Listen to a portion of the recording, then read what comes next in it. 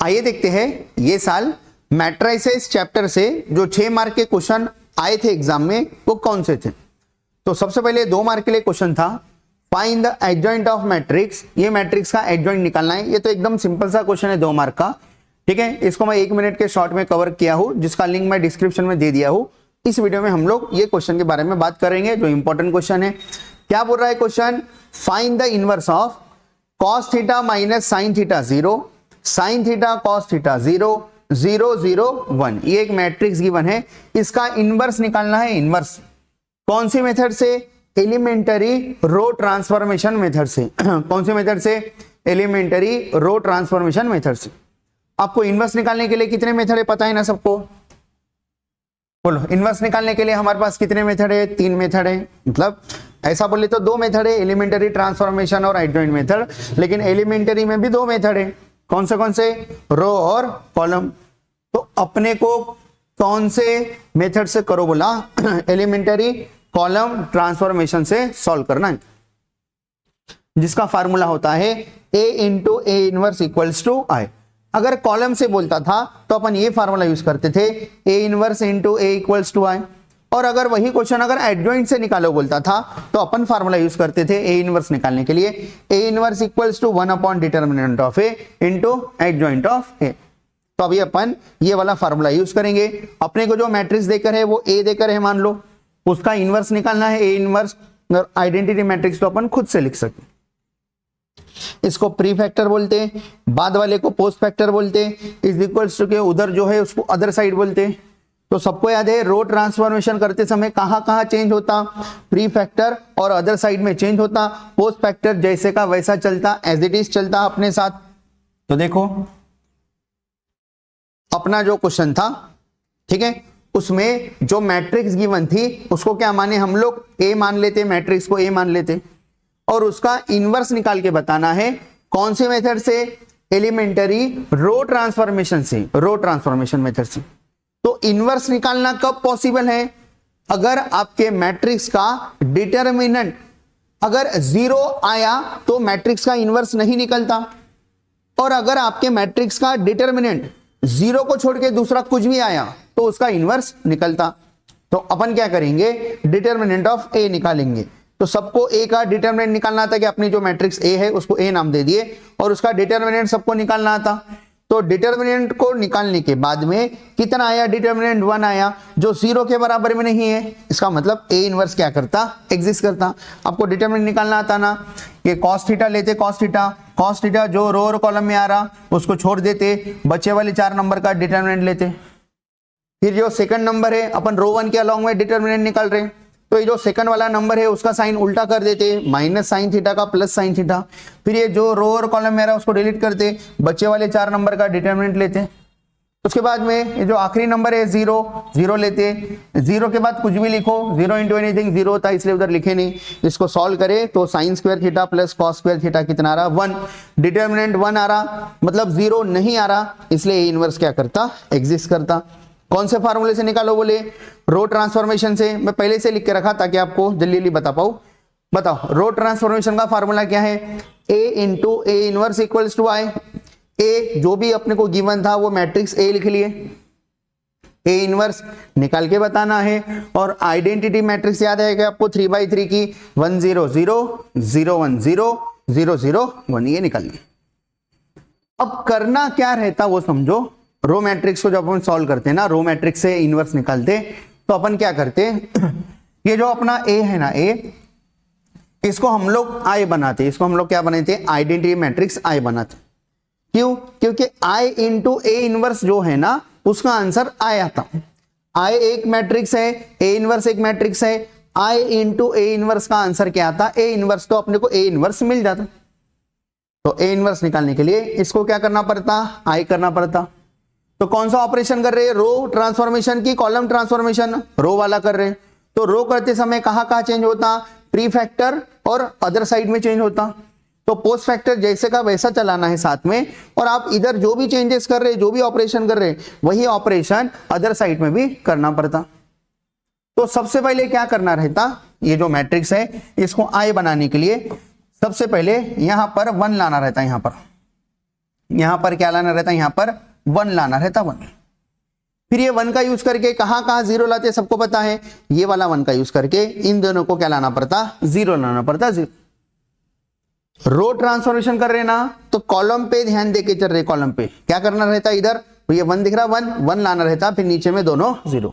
फिर क्या करना रहता, फिर ये बीच वाले को क्या लाना रहता, देखो 1, इधर क्या लाना रहता 1, और ऊपर नीचे क्या लाना पड़ता, ये वाले 1 का यूज करके ऊपर नीचे 0। बोलो, सबसे पहले इधर क्या लाना रहता 1, ये 1 का यूज करके नीचे में 2 0। फिर क्या करना रहता, फिर ये जो A22 नंबर का एलिमेंट है, सेकंड रो सेकंड कॉलम, उसको 1 लाना पड़ता, इसका यूज करके ऊपर नीचे क्या लाना पड़ता, 0 लाना पड़ता।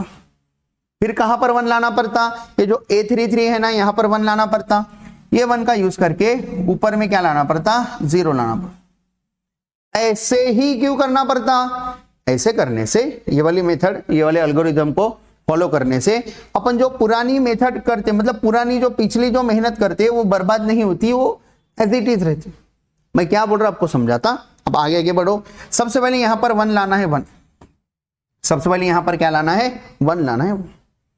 तो यहां पर 1 कैसे ला सकते हैं, कॉस थीटा है ना, तो कोई बच्चे बोलते हैं सर कॉस थीटा को कॉस थीटा से डिवाइड कर दो, 1 आता। लेकिन जब कॉस थीटा को कॉस थीटा से डिवाइड करे तो इधर भी साइन थीटा को कॉस थीटा से डिवाइड करना पड़ता।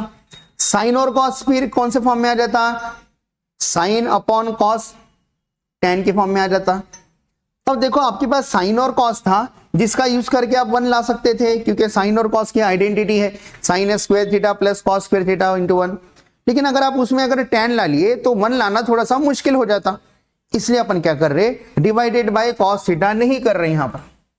तो यहां पर क्या करेंगे, अपन यहां पर आइडेंटिटी बना के 1 लाएंगे। तो आपको कॉस वाली आइडेंटिटी याद है क्या, cos square theta plus sine square theta equals to 1।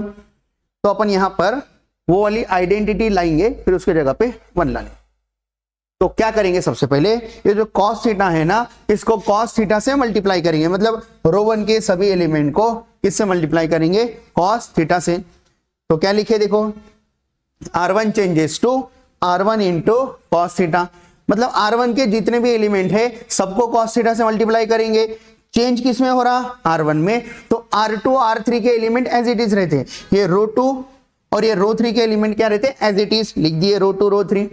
रो 1 के एलिमेंट को किससे मल्टीप्लाई करना है, कॉस थीटा से, करो cos theta into cos theta cos square theta, minus sine theta को कॉस थीटा से मल्टीप्लाई करो, minus sine theta cos theta, 0 को कॉस थीटा से मल्टीप्लाई करो 0, 1 को कॉस थीटा से मल्टीप्लाई करो कॉस थीटा, 0 0 कॉस थीटा से मल्टीप्लाई करे 0 0 ही आ रहा। बोलो इतना क्लियर है। आगे अपना इंटेंशन क्या था, अपने को यहां पर आइडेंटिटी बना के 1 लाना था, अपने को यहां पर आइडेंटिटी बना के 1 लाना था। तो अपन कॉस को कॉस थीटा से मल्टीप्लाई करें तो अपन क्या बना लिए, इधर कॉस स्क्वायर थीटा बना लिए। अब यहां पर आइडेंटिटी लाके बताना है, मतलब कॉस स्क्वायर थीटा में प्लस साइन स्क्वायर थीटा लाके बताना है, ताकि अपना आंसर कितना आ जाए, 1 आ जाए। तो एक कॉस स्क्वायर थीटा में साइन स्क्वायर थीटा कैसे ऐड करूं, तो देखो अपने पास पहले से इधर एक साइन थीटा अवेलेबल है, पहले से एक साइन थीटा अवेलेबल है। मान लो ये वाले साइन थीटा को मैं एक साइन थीटा से मल्टीप्लाई करा, तो sine theta into sine theta क्या हो रहा, साइन स्क्वायर थीटा, और वो साइन स्क्वायर थीटा अगर मैं इसमें ऐड कर दिया तो cos square theta plus sine square theta कितना होता, 1 होता, तो अपना 1 बन जाता।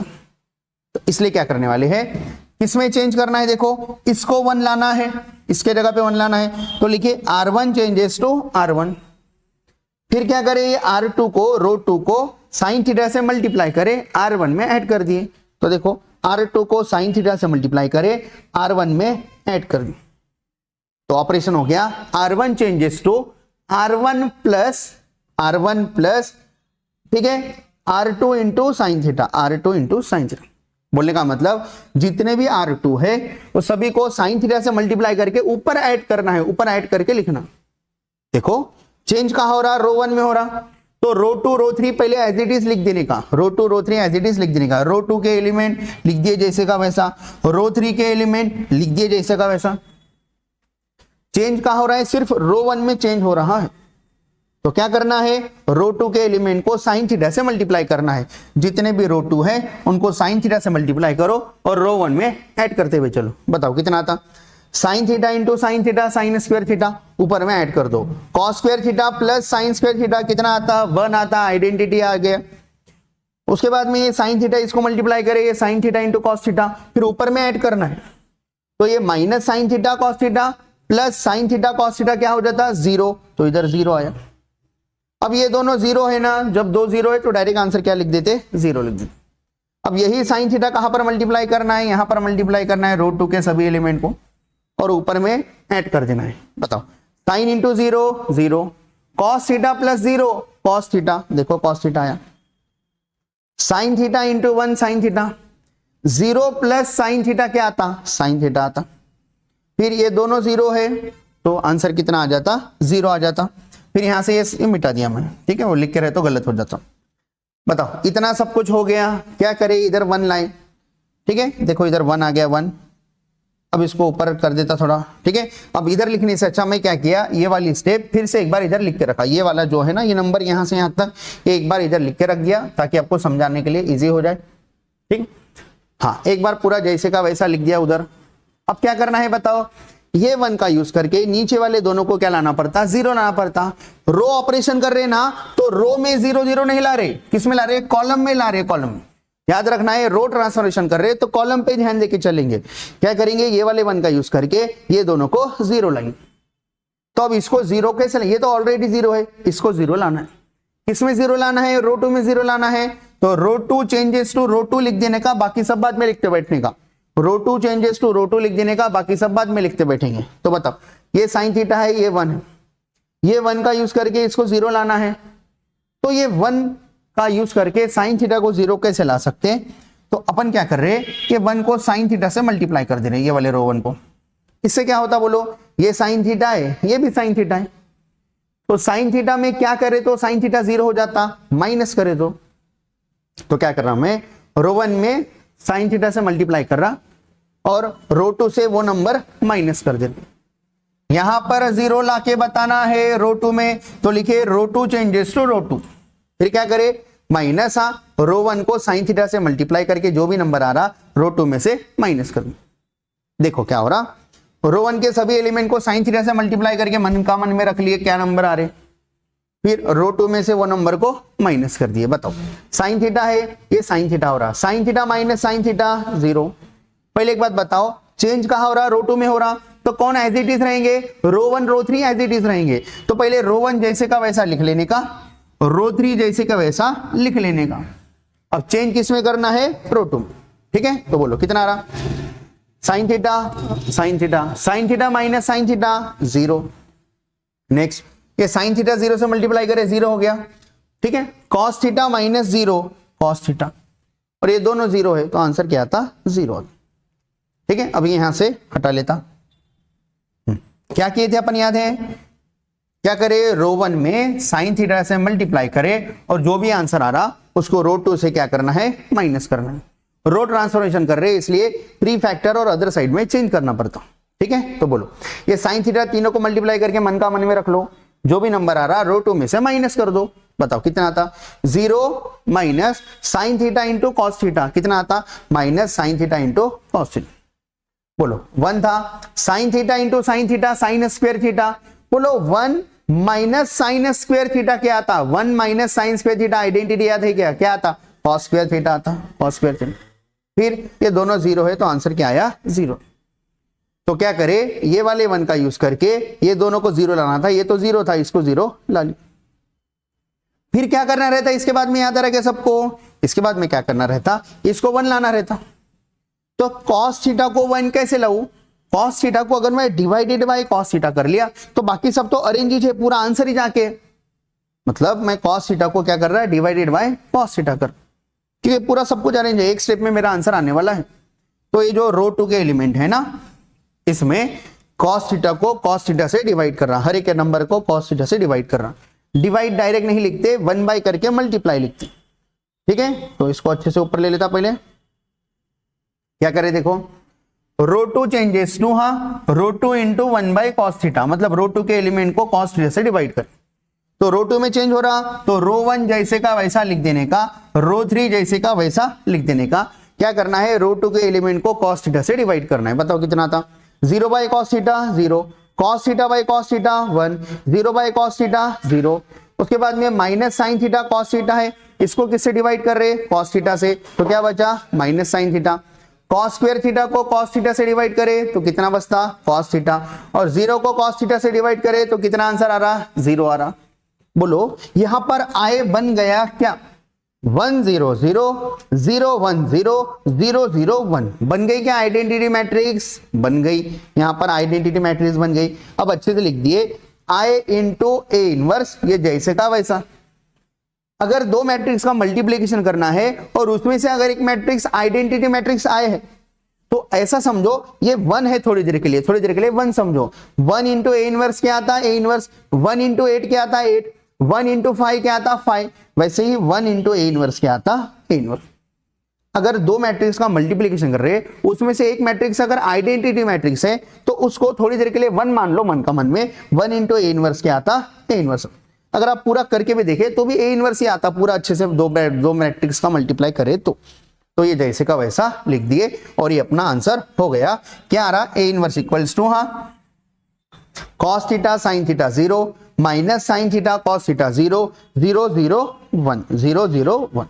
अपना आंसर सही है क्या गलत है कैसे पहचानते, अपने को क्या दिया था उन्होंने, अपने को ए दिया था, ए क्वेश्चन में क्या दिया था अपने को ए दिया था उन्होंने ए, तो क्या करे ए को अपना जो आंसर था ए इनवर्स जो फाइनल आंसर है उससे मल्टीप्लाई करने का और देखने का आइडेंटिटी मैट्रिक्स आए अपना आंसर आता क्या।